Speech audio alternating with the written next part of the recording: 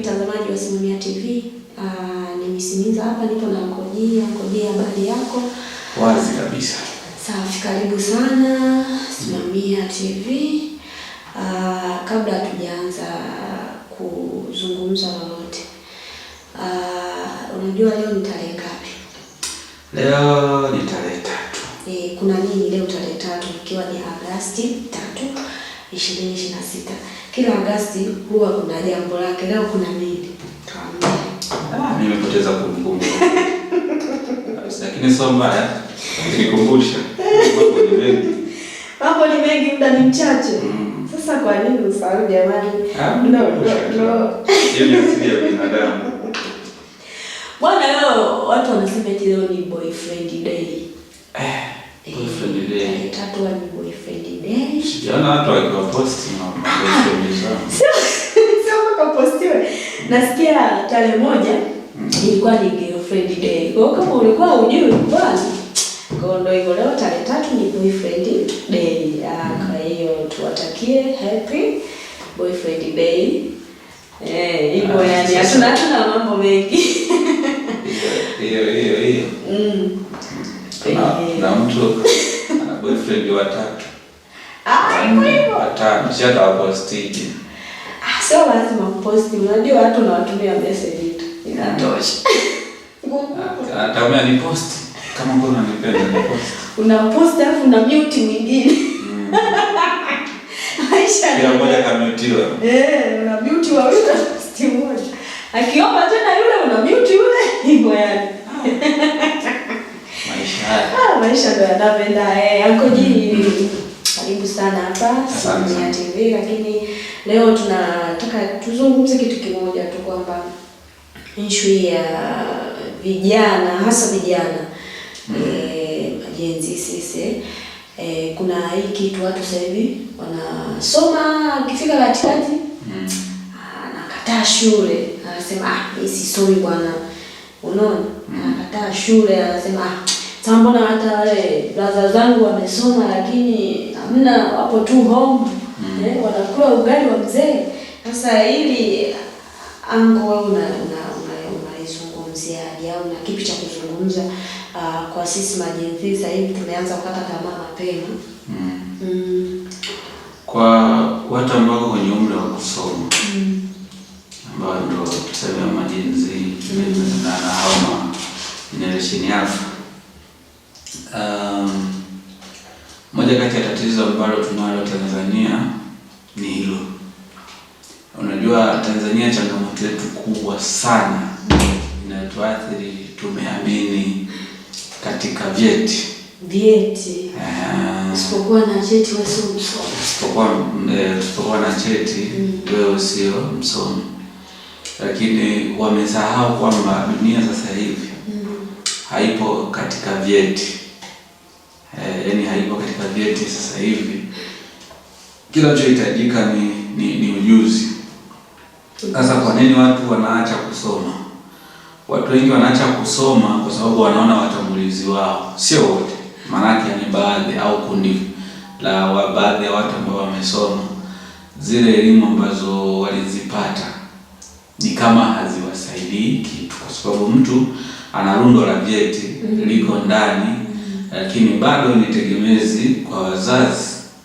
Hana anachokifanya kinachoweza kumuingizia uchumi kutokana na elimu alionayo. Kwa hiyo hili limepelekea kukatisha tamaa watu wengine ambao wapo katika kusoma. Anasema sasa hata kama nikisoma nitakuwa kama fulani.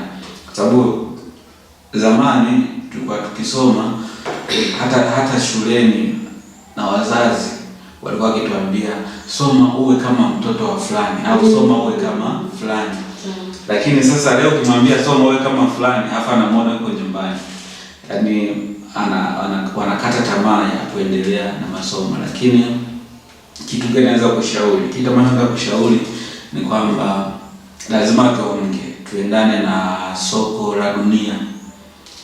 Soko la dunia sasa hivi linahitaji ujuzi. Sio vyeti, ujuzi. Yaani leo msimiza nikihitaji nifanyie kazi fulani, mimi nahitaji matokeo, unipe kazi imekamilika. Masuala ya wewe una taaluma gani, hilo halinihusu. Yaani wewe unaweza kuwa mwandishi wa habari lakini ukaweza kuoperate mashine fulani. Kwa siwezi kuja kwako nikakuta una operate mashine nikakwambia eti nipe vyeti. Wewe umesomea nini? Unawezaje kutumia hii mashine? Hapana, siku hizi kitu ambacho mtu anakaa mwaka mzima darasani kwetu Tanzania mfano au Afrika, kitu ambacho mtu anakaa darasani mwaka mzima anakisomea, kuna mtu akiingia kwenye mtandao anaweza kukisoma ndani ya siku moja, siku mbili, siku tatu, na kama amekielewa na kaenda kukifanyia vitendo.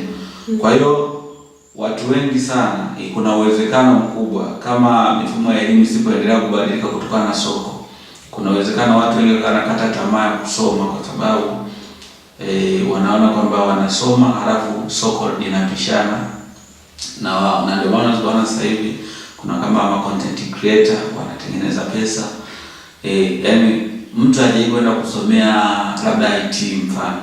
Zamani tulikuwa tunaamini mtu kama anaweza kufanya hizi post, kutengeneza poster, graphic designing zote. Mtu alikuwa anaenda kusoma course kabisa. Ili kutengenezea picha ya birthday. Lakini leo kuna mtu anasoma kwenye mtandao, hajasoma hiyo course na anaweza kutengeneza hiyo poster. Zamani ilikuwa video shooting ni lazima mtu aende akasome kabisa. Hata miaka mitatu. Au short course miezi 6, mwaka, ikiwa inategemea na alikwenda kusoma. Lakini mwisho wa siku leo kuna mtu akikaa anaweza kwenda kusoma kwenye mtandao jinsi ya kutumia kamera aina fulani ndani ya muda mfupi, na ile kamera akipewa ana uwezo wa kuitumia. Jinsi ya kuedit video zilizoshutiwa na kamera fulani anasoma mtu kwenye mtandao.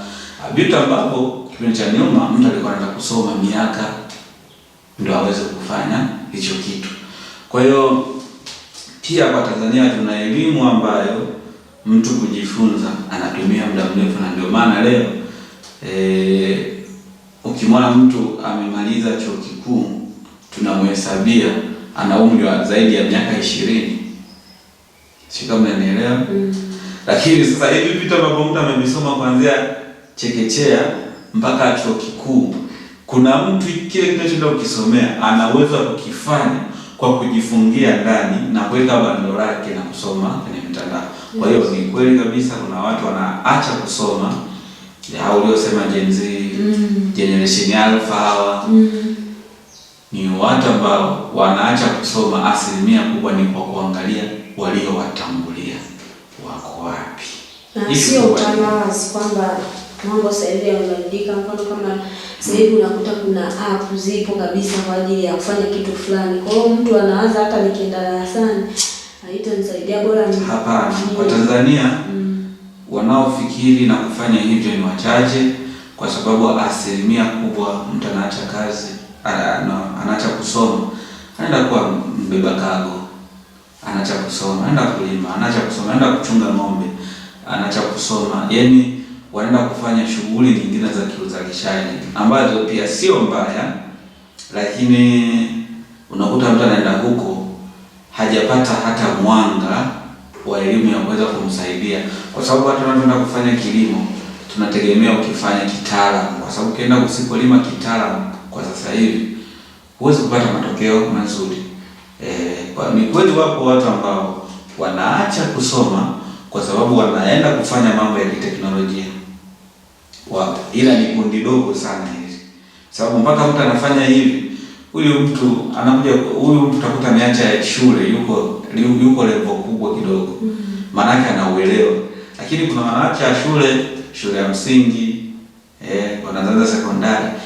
Sasa unategemea shule za msingi na sekondari kwa Tanzania, huyu mtu ataacha kusoma kwamba anaenda kufanya mambo ya teknolojia? Ni ngumu sana. Wao nimekuta naacha, mara nyingi wanaachia au wanaenda kufanya mambo ya teknolojia. Mtu anapata yuko chuo, siwezi kumaliza miaka yote mitatu, miaka 4 au 5, mimi naenda kufanya shughuli zangu nyingine. Lakini kwa hawa wa elimu za chini kabisa, wengi wanaenda kufanya shughuli kama za kilimo, ufugaji na shughuli nyingine ambazo kwa Tanzania zinatafsirika kama ni kazi au shughuli za watu ambao hawakusoma. Asante sana Koji. Nimekuelewa, umesema ujuzi ndio kila kitu. Lakini pia nikakumbuka kuna kiongozi mmoja wa serikali, sikumbuki ni nani, alishawahi kusema watu wote walio na degree waende wakasome VETA. Watu hiyo ilikuwa kauli ya aliyekuwa waziri mkuu wa serikali iliyopita. Watu walizungumza mengi sana eti nini ya kumbe jamani ujuzi ndio kila kitu. Mtazamaji, wewe unaweza ukazungumza na wewe, unaonaje sasa hivi watoto wengi wamekuwa wakiacha shule na kusema mbona fulani amesoma mpaka PhD na tupo naye mtaani au tupo naye nyumbani tunakula naye tu ugali wa baba. Kwa weka maoni yako hapo, ni nini shida haswa au vijana wafanye nini? Na usisahau kusubscribe Simamia TV.